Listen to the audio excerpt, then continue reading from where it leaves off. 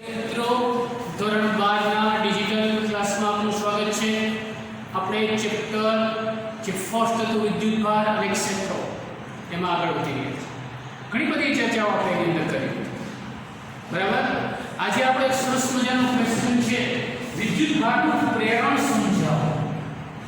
હવે મિત્રો તમને નામ પરથી ખબર પડી જાય છે પ્રેરણ એટલે પ્રેરણા, ઇન્સ્પાયરેશન. તો કોઈની પ્રેરણાથી જે વિદ્યુતભારનું નિર્માણ થશે એને આપણે કહીશું વિદ્યુતભારનું પ્રેરણ. તો વિદ્યુતભારનું પ્રેરણ સમજાવો તો એક સરસ મજાનો એક્સપેરિમેન્ટ છે, પ્રયોગ છે. વિદ્યુતભારનું પ્રેરણ સમજાવો તો તમારે શું કરવાનું છે? સૌપ્રથમ બે ગોળા લેવાના છે. શું લેવાના છે? ગોળા. જેને આપણે આ શું છે કે સ્ટેન્ડ છે. તો પહેલા સૌપ્રથમ બે સરખા લેવાના હોય તો આકૃતિ દોરવામાં મેન્યુઅલી નાના મોટી થઈ ગઈ છે. સૌપ્રથમ વિદ્યુત ના બે ગોળા લો. સૌપ્રથમ ધાતુના બે ગોળા લો.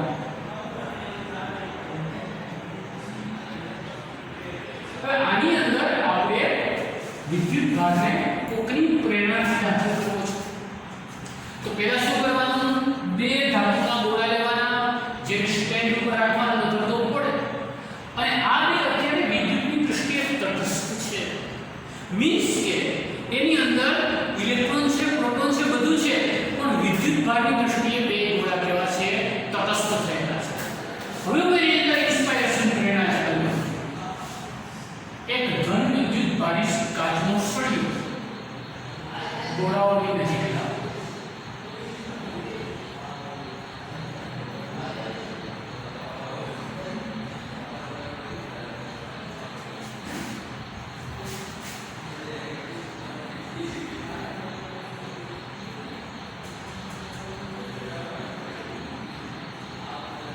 શું કર્યું? એક ઘન વિદ્યુતભારી સળિયો, એટલો એક ઘન વિદ્યુતભારી સળિયો શું થયું? ગોળાઓની નજીક લાવો. અત્યારે માની લેજો કે ગોળાઓ એક સ્પષ્ટ થયેલા છે, કાંઈ વાંધો નહીં. આપણે આ સળિયાને નથી લગાડવાનો, આ બે ભલે ગમે તે. એક ઘન વિદ્યુતભારી જે સળિયો છે એ ગોળાની નજીક લઈ જાય. શું થાય છે? મારી પાસે મારી પાસે સળિયો છે, પત્તા ગોળાની નજીક લઈ જાય. શું થાય એની અંદર? ચેન્જીસ શું થાય? ધ્યાન રાખજો, ડોન્ટ ટચ. તમારે એમાં અડાડવાના નથી. આવી રીતે તમે ઘન વિદ્યુતભારી સળિયો લઈ જવાનો છે. સેજ અડેલી રહી ત્યાં ઉભા થશે. શું હવે અંદર ગોળાઓની અંદર શું થાય છે જોઈએ. સ્વાભાવિક છે, ધન વિદ્યુતભાર છે એટલે ગોળાઓની અંદરથી ઇલેક્ટ્રોન છે એ બધા આ બાજુ આવતા રહેશે. માની લો કે 4 ઇલેક્ટ્રોન આ બાજુ આવ્યો અને 4 ઇલેક્ટ્રોન આ બાજુ આવ્યા તો સામે ની પક્ષે ગોળાઓમાં ઇલેક્ટ્રોનની ગુણવત્તા હતા અહીંયા પેલા ગોળામાં, એટલી બાજુ ધન વિદ્યુતભાર પૂરો થશે.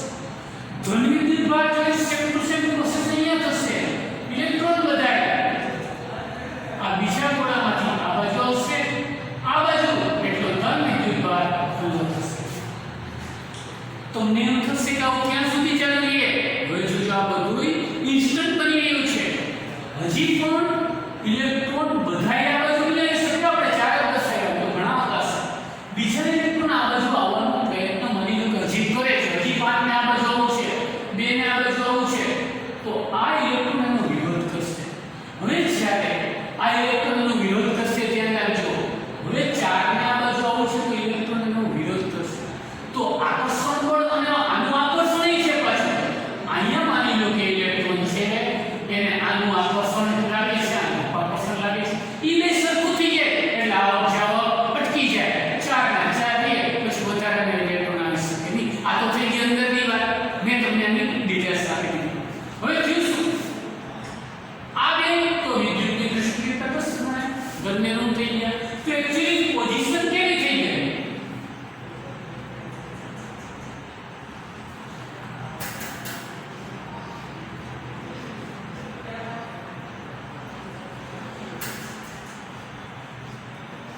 एक्चुअली पोजीशन આવી થઈ ગઈ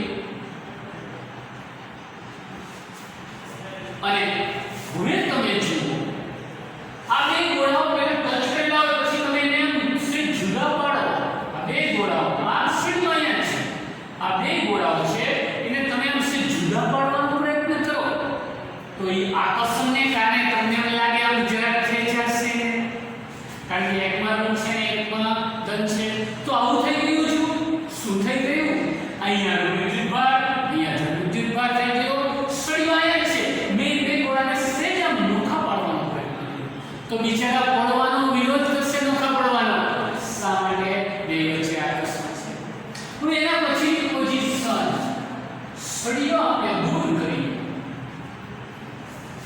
તો શું થશે આ જે ઇલેક્ટ્રોન છે ગોળા ઉપર પથરાઈ જશે અહીંયા ધન વિદ્યુતભાર ગોળા ઉપર પથરાઈ જશે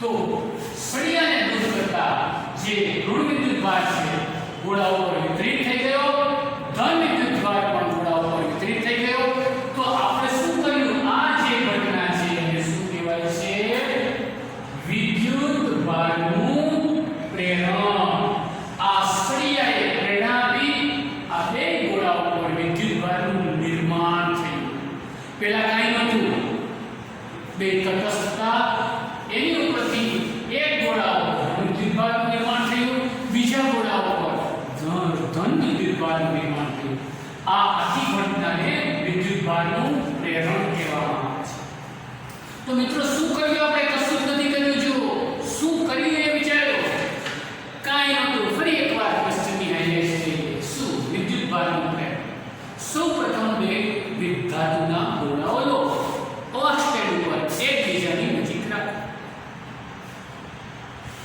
તો આ બે ગોળાઓ લીધા એના પછી કાચનો એક ધન વિદ્યુતભાર છે પછી કાચનો કેટલો વિદ્યુત કાચનો તો સર આ ગોળાઓની નજીક લઈ જાઓ શું કરવાનું છે નજીક લઈ જવાનું નજીક લઈ જશો એટલે શું થશે આ ગોળા પરના ઇલેક્ટ્રોન બધા ધન વિદ્યુતભારને કારણે આ બાજુ આકર્ષણ પામશે ગોળાની જમણી બાજુમાંથી ધન વિદ્યુતભાર ખુલ્લું થશે સેમ ટુ સેમ આનું અનુકરણ કરીને જો દીવાલ આઈ જઈને ચાલે આના ઇલેક્ટ્રોન આ બાજુ આવે છે ધન વિદ્યુતભાર ખુલ્લો થઈ જશે વધારાના ઇલેક્ટ્રોન આ બાજુ આવું તો પણ પછી અપાકર્ષણને કારણે પછી અટકી જાય થોડા સમય પછી આની જો ડિફ્યુઝન અટકી જાય એટલે હવે જો આ બાજુ ચાર તો ચાર બતાવ્યા છે સિમ્પલ છે એવું જરૂર નથી ચાર ઇલેક્ટ્રોન તો જાય બરાબર આટલો ભાગ ઘટસ્થ નાખીએ તો આવી પોઝિશન તો જો ધન વિદ્યુતભાર સળિયો ગોળાની નજીક જવામાં આવે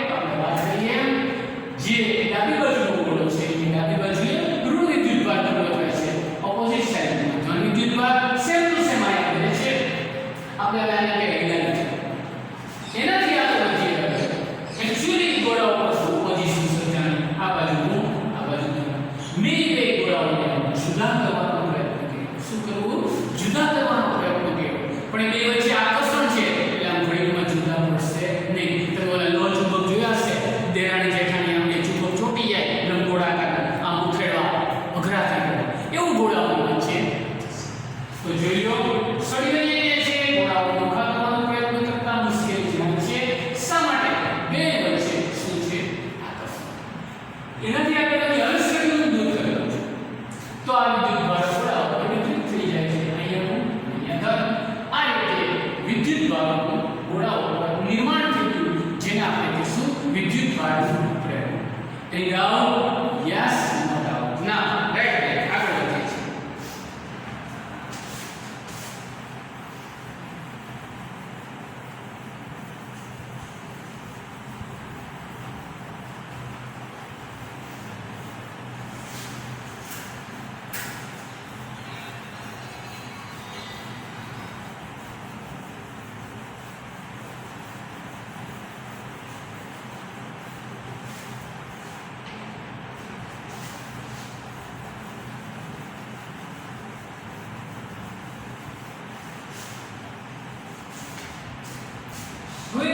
વિદ્યુત ભાર આપણે અહીંયા બે ગોળા હતા. હવે એક ગોળો રાખીને પણ વિદ્યુત ભારનું પ્રેરણ શક્ય બને છે, જેનો આપણે અભ્યાસ કરીશું. એક ગોળાના ઉદાહરણ દ્વારા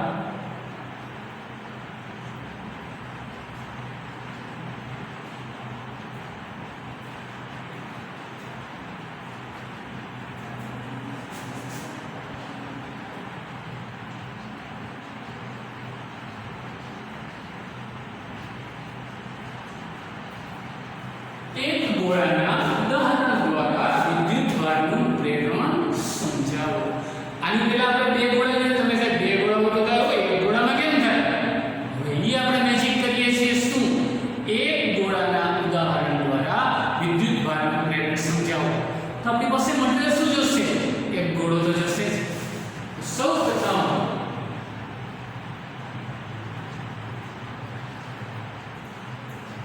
એક વિદ્યુતની દ્રષ્ટિએ તટસ્થ શું લેવાનું છે? ગોળો. અમે વ્યવહારમાં પણ આપણે જોતા હોઈએ છીએ, ઘણા માણસો છે ગોળા ફેંકવાની રમતમાં નિષ્ણાત હોય છે. એની પાસે વાતમાં ગોળા ફેંકવાની રમત ચાલુ હોય છે. પણ અહીંયા તો શું છે? એટલે કે સાચે જ ગોળો છે. હવે આ ગોળો તટસ્થ છે, એની ઉપર આપણે શું નિર્માણ કરવાનું છે? વિદ્યુત ભારનું. એની નજીક તો પ્રેરણા આપવાનું જશે ને. હું તમને ભણાવું છું, હું તમને ઇન્સ્પિરેશન આપું છું. તો એની જેમ કોક આને ભણાવવાનું જશે, પ્રેરણા આપવાનું.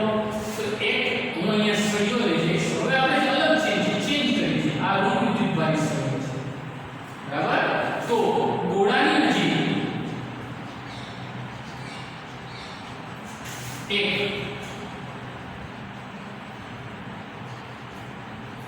ઋણ વિદ્યુત ભારી, તમે જાણો છો પ્લાસ્ટિક સળિયો લઈ જાઓ. ટેક્સ્ટબુકમાં આ એક્ઝામ્પલ તરીકે છે, ઉદાહરણ તરીકે. આની ઉપરથી તમે બીજું પણ તમારે આપણે કરી શકશો એવું તમને સમજાવું છું. તો ગોળાની નજીક તમે ઋણ વિદ્યુત ભારી સળિયો લઈ જાઓ. આકૃતિ નંબર થશે શું? ખાલી બચી જશે. ગોળાની અંદર શું થશે જોઈએ? તમે જાણો છો શું થશે? આકૃતિ નંબર 7 જોઈએ આપણે. ગોળાની અંદર અહીંયા ઋણ વિદ્યુત ભાર છે, તો ઇલેક્ટ્રોન ભાગ્યથી ભાગ્યા નહીં બાબાની દૂર રહી જશે. એટલે ઇલેક્ટ્રોન બધાય અપાકર્ષણ પામીને અહીંયા નહીં.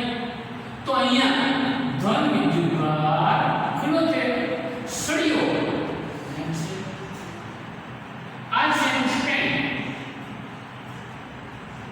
અને મિની આકૃતિ બતાવી છે, બરાબર? તો હવે શું થશે? પોઝિશન સેકન્ડ શું થશે? હવે ગોળાની અંદર થી ઇલેક્ટ્રોન છે એ સળિયાથી દૂર થશે, એટલે કે ઓપોઝિટ સાઈડમાં વહી જશે. અને ગોળાની સળિયાની જે બાજુ છે ત્યાં ધન વિદ્યુત ભાર ખુલ્લો થશે. શોર્ટકટમાં કહીએ તો ગોળાની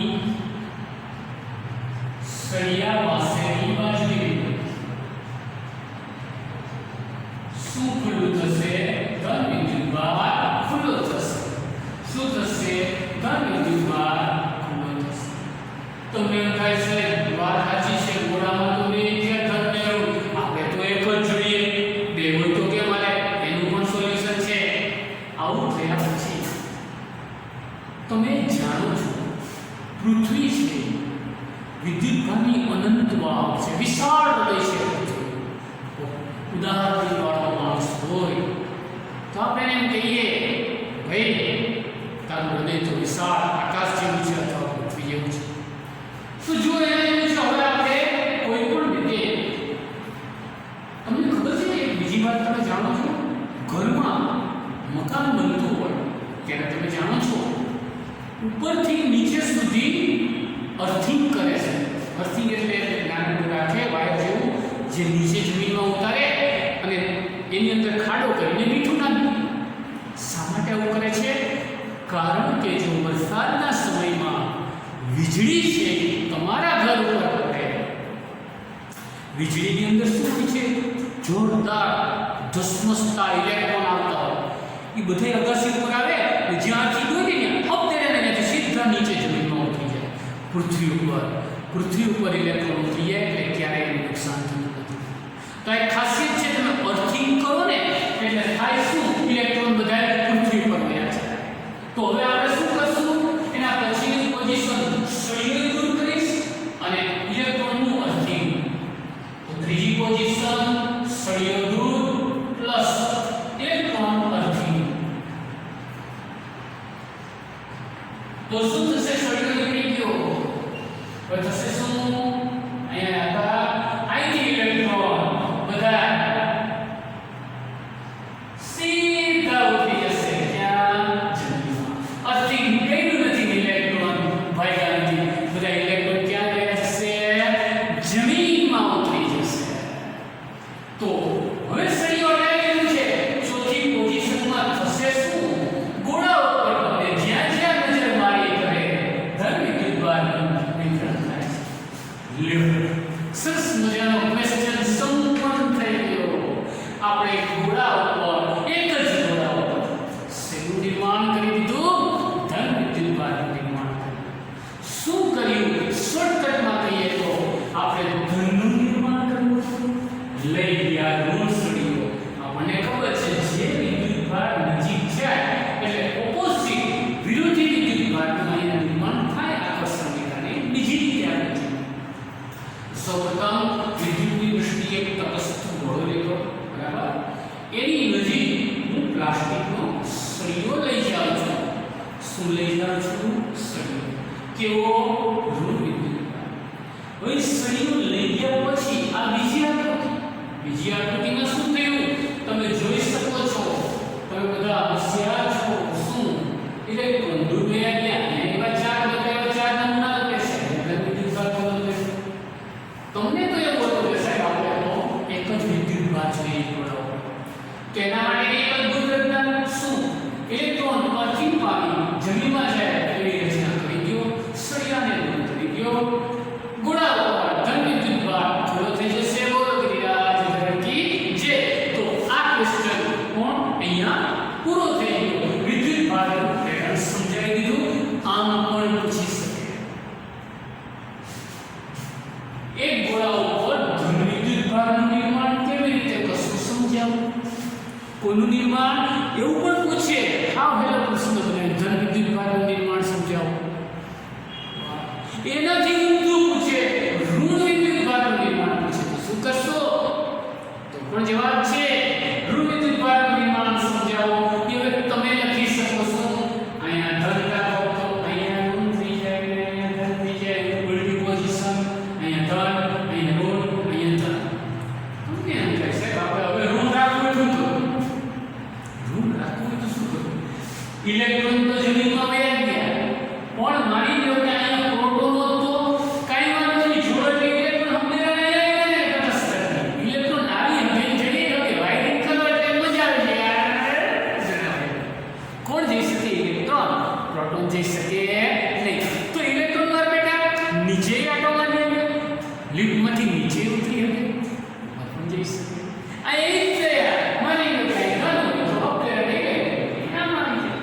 તો આ રીતે બીજો ક્વેશ્ચન પૂછાઈ શકે કે એક જ ગોળા પર ઋણ વિદ્યુતભારનું નિર્માણ સમજાવો. એ તમારા માટે લેસન. તમારે શું કરવાનું હોય? ધન વિદ્યુતભાર સળિયો લઈ જાઓ. ઋણ છે ને શું કરી દો? ધન. ધન છે ને શું કરી દો?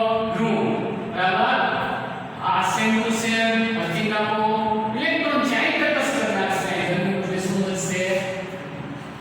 તો આ રીતે એક સરસ મજાનો ક્વેશ્ચન લઈ શકાય. એનાથી આપણે જોઈએ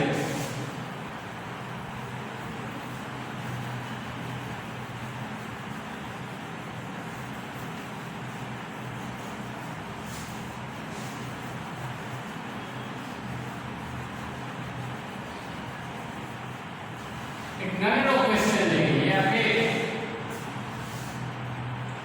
હવે આપણે તમને ખબર છે દરેક માણસની કંઈક ખાસિયત હોય, કંઈક ગુણધર્મ હોય. સપોઝ કે ગુલાબ જાંબુ લો તો ગુણધર્મ શું? મીઠા હોય છે, મોઢામાં પાણી લાવે છે,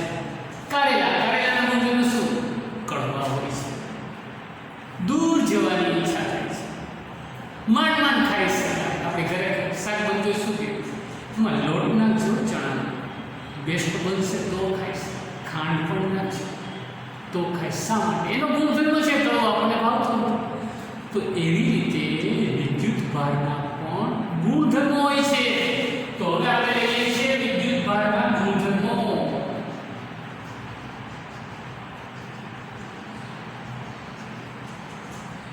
પહેલો ગુણધર્મ છે વિદ્યુત ભારનો બેઝિક સરવાળો થાય છે.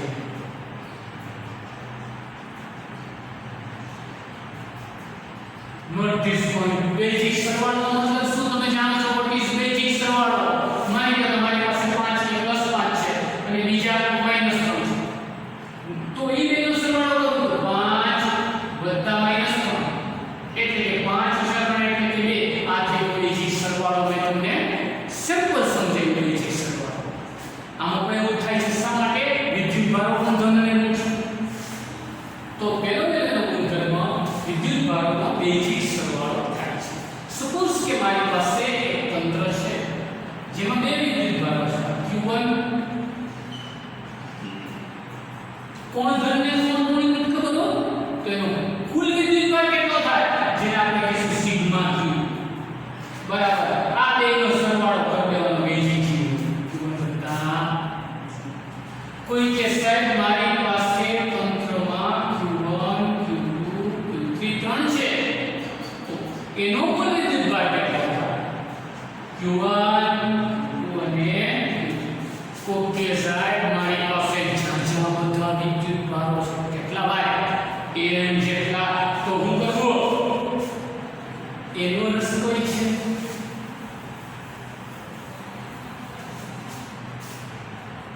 ધારો કે મારી પાસે તંત્ર છે એની અંદર Q1 Q2 થી માંડી Qn જેટલા વિદ્યુત ભારો છે. વિદ્યુત ભારોની ફિઝિક્સની ભાષામાં અને n જેટલા વિદ્યુત ભારો કેટલા?